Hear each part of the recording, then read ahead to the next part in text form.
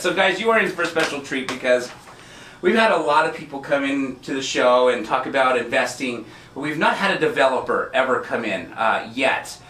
We've had guests that come in that have done spec home building, but not anything to the extent of Ned's experience. So I'm very excited. I have the pleasure of, we had the pleasure of having lunch like a week ago, I think. Yeah, we had lunch a week ago, and then like 6 months ago, it was a good lunch and had a lot of conversation about what you're doing, which I think is super fascinating. Thank you. Author, inventor, oh. radio personality. So, that's awesome. I appreciate that. Thank you, thank you.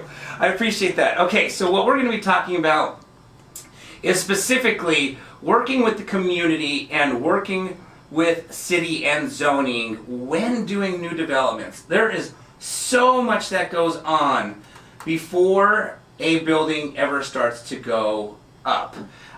You know, I had no idea because I never did development, and before I started getting in real estate, you know, you'd just be driving down the street one day and you're like, oh, they're building something.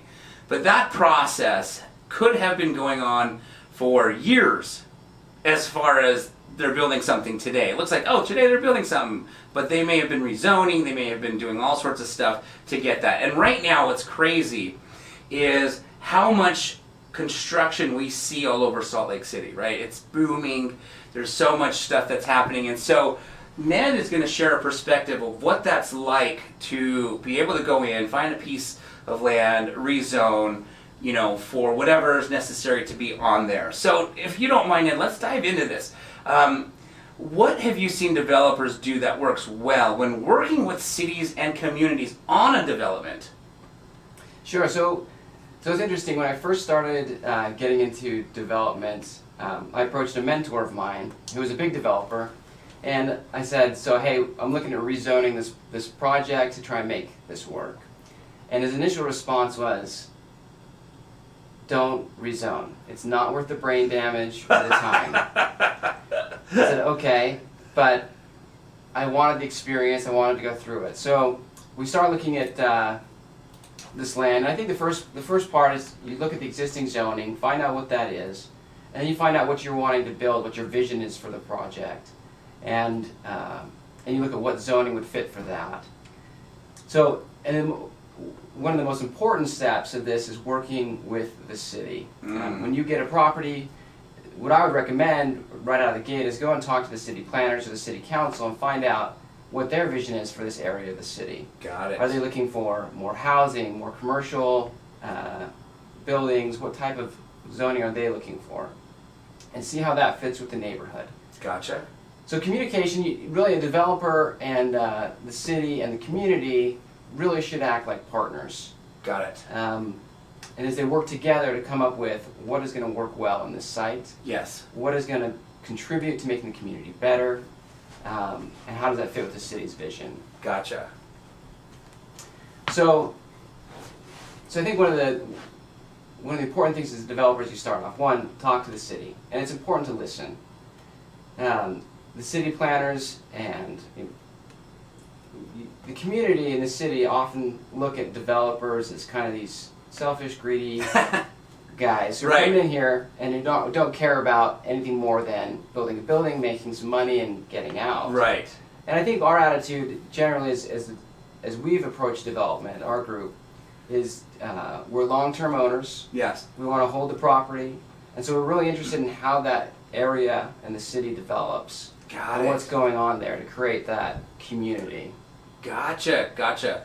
That's so true because, you know, every time I talk to people that have a new development going up in their neighborhood, you know, they're always wondering if it's going to be high density, and that means a bunch of new neighbors, which means more traffic, and you know, so many people are just comfortable with what they know. They're afraid of change, and they're set in their ways, and you know, we're a growing city, whether we like it or not. We're a growing city, and with more population coming, sometimes it's needed, right? It's what's needed, and that may mean there will be more traffic because more people are moving here.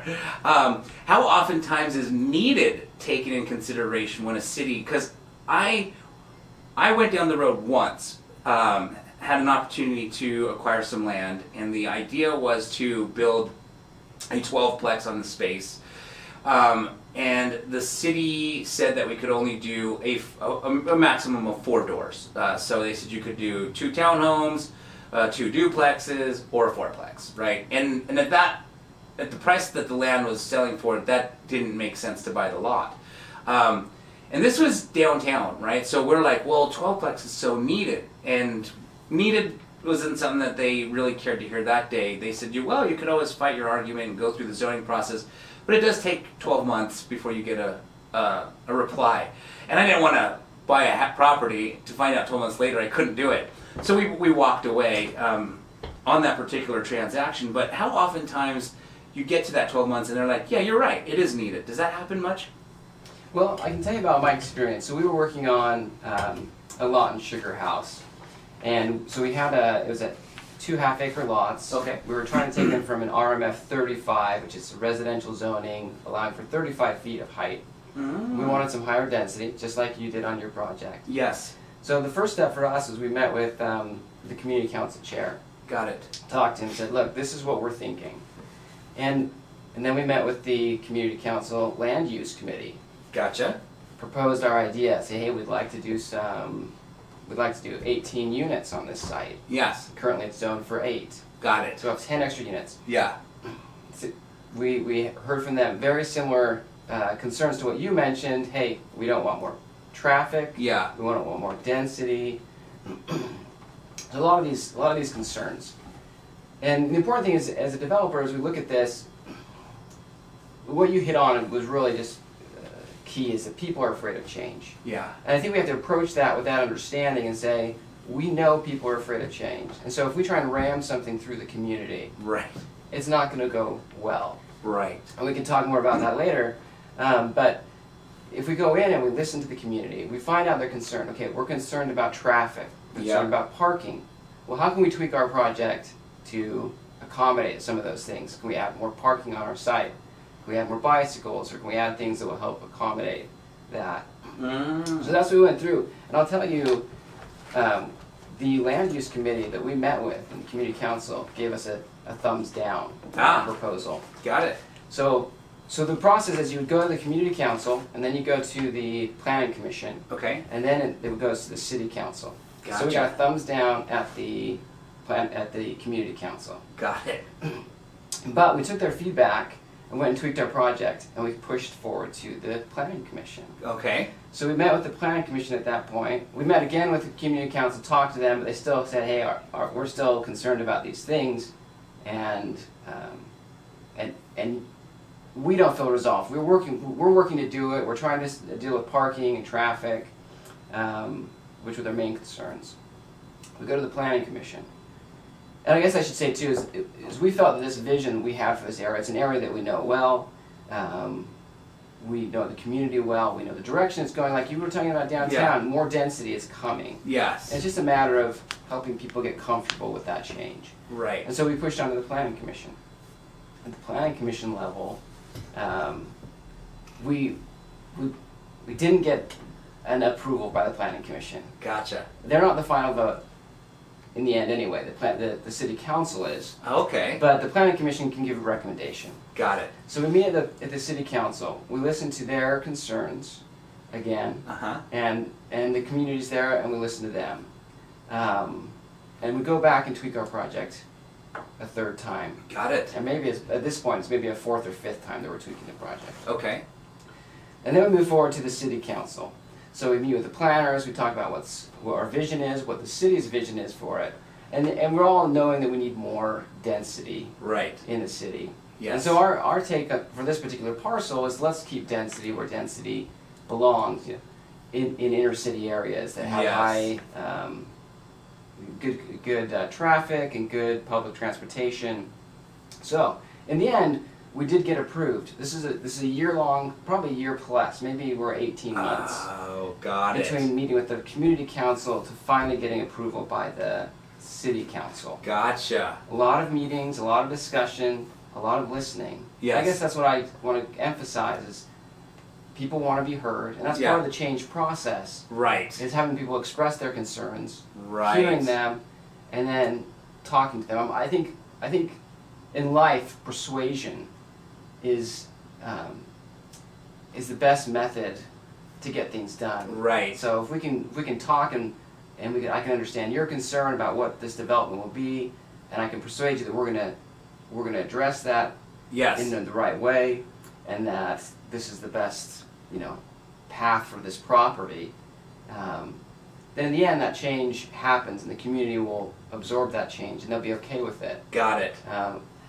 Part of that change takes time, and that's why I think we had 18 months in this, is because Yes. it takes time for people to feel comfortable with something. I was going to ask that, yeah.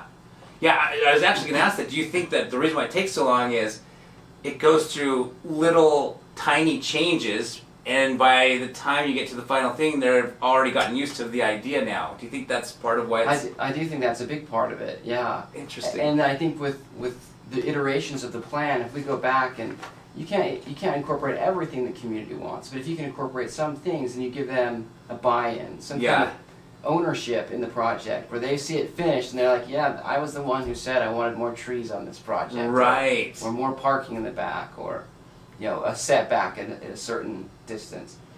So, and in the end, the product is better. Yeah, yeah. That makes sense. And you can't please everybody. Like, I'm a big Apple fan, right? I love the iPhone. I love how it syncs to my iPad. I love how it syncs to my computer. And then I talked to a buddy who hates Apple products. And I'm like, it's like the greatest product. How can you hate it? And like, I just hate it. Like, well, I truly can't please everybody. Right. And that's very true. And you will hear, in part of our zoning process in different times, I mean, the community wants to be heard. Sometimes they see this opportunity to come out and speak at a community meeting as their chance to get on their soapbox. Yes. And so there are some things that people bring up. At one meeting we had on a commercial pad, someone came up and said, hey, this street that runs in front of you, I almost got hit on that street. And really, well, we can't control traffic on that street. We don't control the lights, stop lights. Why are you here talking about this rezone?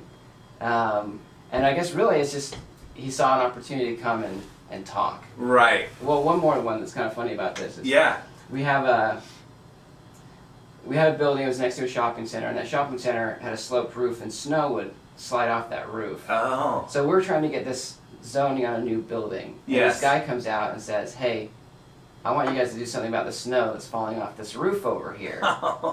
And so, just out of nowhere. Yeah. And it's like, we have nothing to do with that. This whole conversation has nothing to do with that.